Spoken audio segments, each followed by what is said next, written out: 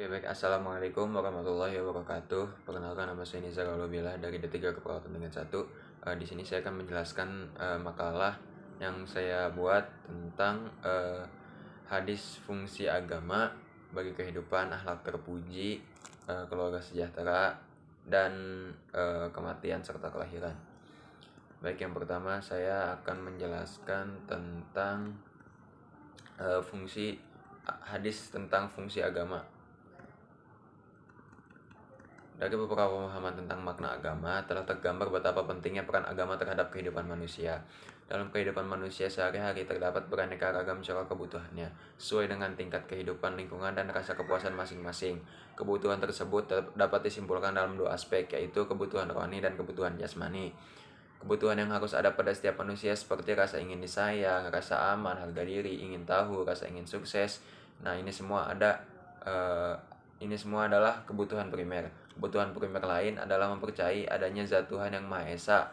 Mempercayai adanya zat Tuhan yang Maha Esa merupakan fitrah atau naluri yang ada pada manusia sejak lahirnya, berupa pembawaan anugerah Tuhan kepada setiap manusia. Firman Allah terdapat dalam Quran surat Al-A'raf ayat 172 yang artinya, dan ingatlah ketika Tuhan mengeluarkan keturunan anak-anak Adam dari sulbi mereka, dan Allah mengambil kesaksian terhadap jiwa mereka, seraya Allah berfirman, bukankah aku ini Tuhanmu? Dan mereka menjawab, betul, engkau Tuhan kami menjadi saksi. Kamu lakukan yang demikian itu agar di hari kiamat kamu tidak mengatakan, sesungguhnya kami Bani Adam adalah orang-orang yang lengah terhadap ini, yaitu kekuasaan Allah. Ayat di atas secara tegas menyebutkan bahwa setiap jiwa manusia ditanya tentang kepercayaan terhadap eksistensi Tuhan. Alastu birabbikum, bukankah aku ini Tuhanmu? Yang dijawab dengan tegas pula, bala syahidna, yang artinya betul kami menyaksikan ini. Inilah yang dimaksud fitrah. Firman Allah dalam Quran surat Ar-Rum ayat 30 terjemahannya, maka hadapkanlah wajahmu dengan lurus kepada Allah Subhanahu wa taala. Tetaplah atas fitrah Allah yang telah menciptakan manusia menurut fitrah itu. Tidak ada perubahan pada fitrah Allah. Itulah agama yang lurus, tetapi kebanyakan manusia tidak mengetahui. Nah, maksud fitrah dalam ayat tersebut ialah bahwa manusia diciptakan Allah mempunyai naluri beragama, yaitu agama tauhid. Kalau ada manusia yang tidak beragama tauhid atau monoteisme, maka inilah akibat pengaruh lingkungan. Oke, baik. Yang kedua ada hadis akhlak terpuji atau tidak meminum minuman keras. Minum alkohol berlebihan bisa menimbulkan berbagai masalah serius pada sistem pencernaan, seperti asam reflux, tukar lambung, bahkan kadang selaput perut. Kondisi ini tak lepas dari pelepasan racun alkohol saat melewati saluran makanan. Zat tersebut juga mampu memicu peredaran perdarahan internal yang parah, disebabkan oleh pembengkakan pembuluh darah di sekitar kerongkongan. Belum lagi proses sekresi dari asam lambung dan ikut terganggu juga. Salah satu penyakit akibat minum alkohol bisa dibilang paling serius adalah gangguan kardiovaskuler seperti stroke, serangan jantung, angina, dan lainnya. Kondisi ini tak lepas dari cara kerja alkohol yang menyebabkan kenaikan tekanan darah. Tekanan darah meningkatkan memicu pelepasan hormon tertentu yang dapat menyebabkan penyempitan rongga arteri. Akibatnya jantung dipaksa bekerja lebih keras dan seiring berjalannya waktu akan kehilangan fungsi terbaiknya. Keadaan ini bisa meningkatkan risiko penyakit kardiovaskuler yang telah disebutkan pada tahapan yang parah. Penyakit tersebut bisa berakhir dengan kematian.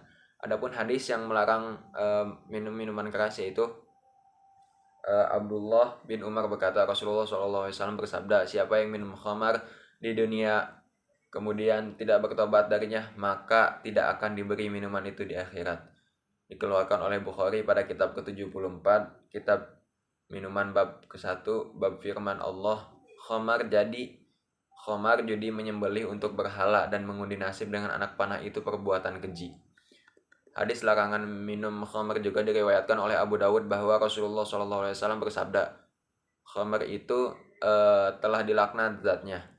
Orang yang meminumnya, orang yang menuangkannya, orang yang menjualnya, orang yang membelinya, orang yang memerasnya, orang yang meminta untuk diperaskan, orang yang membawanya, orang yang meminta untuk dibawakan dan orang yang memakan harganya. Diriwayatkan oleh Ahmad At-Tayalisi, Al-Hakim At-Tirmizi dalam Al-Manhiyat halaman 40 sampai 88. Abu Dawud, hadis ini larangan minum khamar ini juga disebutkan dalam Iman Ahmad yang meriwayatkan sebuah hadis dari Abu Musa Al-Asy'ari bahwa Rasulullah SAW bersabda, tidak akan masuk surga orang yang senantiasa minum khamar, yang percaya atau memberikan sihir, dan orang yang memutuskan tali silaturahmi. Barang siapa mati dalam keadaan minum khamar atau mabuk, maka Allah kelak akan memberinya minum dari sungai Gutbah, yaitu air yang mengalir dari kemaluan para pelacur yang baunya sangat mengganggu para penghuni neraka. Isnadnya dhaif, diriwayatkan oleh Ahmad, Al-Hakim, Ibnu Hibban, dan sanadnya dhaif. Baik, selanjutnya atau yang ketiga yaitu hadis akhlak terpuji yang berhubungan dengan kesehatan. Kesehatan dan kebersihan merupakan hal yang dihubungkan dari agama Islam. Jika diri kita bersih, maka kita akan dijauhi dari segala kuman yang ada dan membuat kita menjadi sehat. Islam juga mewajibkan membersihkan diri sendiri sebagai persiapan sebelum melaksanakan sholat, yaitu dengan cara wudhu atau bisa juga dengan tayamum. Merawat kebersihan tidak hanya dianggap sebagai kebiasaan yang baik, juga diterjemahkan sebagai ritual yang menjadi bagian dari keyakinan itu sendiri. Seorang muslim diharuskan dalam keadaan bersih ketika melakukan sholat, mencakup pembersihan diri dengan benar setelah menggunakan toilet dan wudhu. Ada beberapa hadis akhlak terpuji yang berhubungan dengan kesehatan. Yang pertama, Nabi meminta umatnya untuk tidak makan berlebihan. Makan makanan secara berlebihan itu dapat atau tidak sehat terhadap tubuh. Yaitu hadisnya, mamalan adami wa'adan taramin batnin bihasbin ibni adam luqaimatun yukimna sulbahu fa in kana la mahalah wadunhu li ta'imihi wa sulsu li syarabihi wa qultu li nafsi, rawahu Tirmizi. Tidak ada wadah yang dipenuhi anak Adam yang lebih buruk dari perutnya. Cukuplah anak Adam mengkonsumsi beberapa suap makanan untuk menguatkan tulang rusuknya. Kalau memang tak ada jalan lain atau makan lebih banyak, maka berikan sepertiga untuk tempat makanan, sepertiga untuk tempat minuman, dan sepertiga untuk tempat nafasnya. Hadis riwayat Tirmizi. Berlebih-lebihan dalam makanan dan minuman mengandung banyak keburukan. Di antaranya, setiap kali manusia menikmati kebaikan-kebaikan di dunia, maka bagiannya di akhirat akan berkurang. Nah, selanjutnya ada hadis tentang menjaga kebersihan lingkungan. Baik, kita sudah tahu ya hadis tentang menjaga lingkungan, yaitu an-nazafatu minal iman, yaitu kebersihan sebagian dari iman. Nah, di sini ada hadis tambahannya. Ittaqullaha bi qalu wa mal'nanin ya Rasulullah, qala alladhi yahtahillu fi tariqin nasi fi zillihim. Waspadalah dengan dua orang yang terkena laknat. Mereka berkata, siapa yang kena laknat tersebut ya Rasulullah? Nah, Rasulullah menjawab, orang yang buang hajat di tempat orang lalu lalang atau di tempat mereka bernaung. Hadis riwayat Muslim. Nah, selanjutnya yang ketiga itu dianjurkan untuk berobat. Nah, ini hadisnya, yang artinya, wahai Rasulullah, apakah kita berobat? Nabi bersabda, berobatlah karena sesungguhnya Allah tidak menurunkan penyakit kecuali pasti menurunkan obatnya, kecuali satu penyakit yang tidak ada obatnya. Mereka bertanya, apa itu ya Rasulullah? Dan Rasulullah bersabda, penyakit tua. Hadis riwayat Tirmizi dan disahihkan oleh Al-Albani dalam Sunan Ibnu Majah. Yang keempat yaitu hadis keluarga sejahtera dalam pandangan Islam.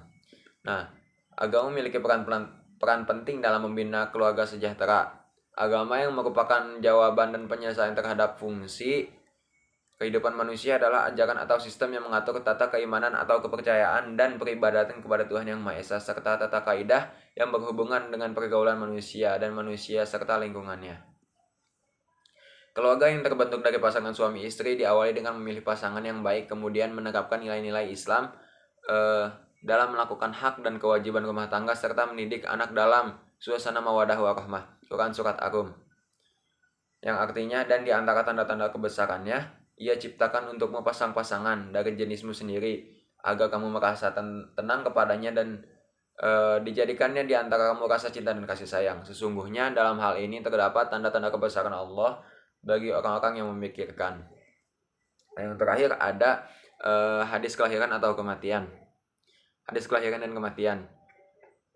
Mengusap atau membersihkan mulutnya pada bagian langit-langit dengan buah kurma tidak kalah penting bagi bayi baru lahir. Nah ini hadis tentang kelahiran ya. Al-hadis Abi Musa radhiyallahu anhu qala wa waladi gulamu bihin Nabi sallallahu alaihi wasallam fasmahu Ibrahim mahallahu bitamirihi wa da'alahu bil barakati. Hadis riwayat Al-Bukhari. Hadis Abu Musa berkata, telah terlahir anakku, lalu aku bawa ke Nabi SAW, maka diberinya nama Ibrahim, lalu diusap langit-langit mulutnya dengan kurma dan didoakan dengan barokah. Baik, hadis selanjutnya tentang kematian. Kematian sebuah kepastian yang pasti akan menghampiri kita di antara begitu banyak ketidakpastian dalam hidup ini.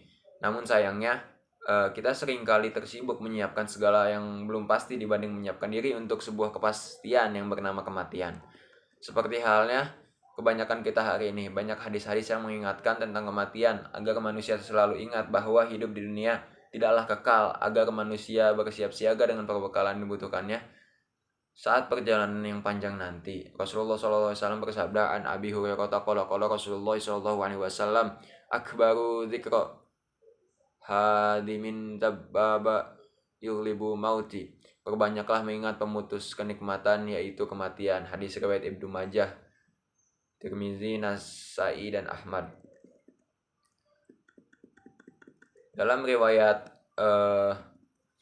At-Tabrani dan Al-Hakim terdapat tambahan akbaru dzikru hamidami mauti fa innahu lam dzikruhu ahadun fi sidaqin minal aiti illa wasbuhu alaihi wala dzakrahu fi sa'atin illa dhif'uhu alaihi. Perbanyaklah mengingat pemutus kenikmatan, yaitu kematian, karena sesungguhnya tidaklah seorang mengingatnya di waktu sempit kehidupan, kecuali mengingat kematian itu melonggarkan kesempitan hidup atas orang itu. Dan tidaklah seorang mengingatnya di waktu luas atau kehidupannya, kecuali mengingat kematian itu menyempitkan keluasan hidup atas orang itu. Hadis riwayat At-Tabrani dan ininya Sahih Al-Jami'us Shaghir. Baik, mungkin sekian video dari saya, sekian penjelasan tentang hadis yang saya jelaskan. Kurang lebihnya mohon maaf. Wassalamualaikum warahmatullahi wabarakatuh.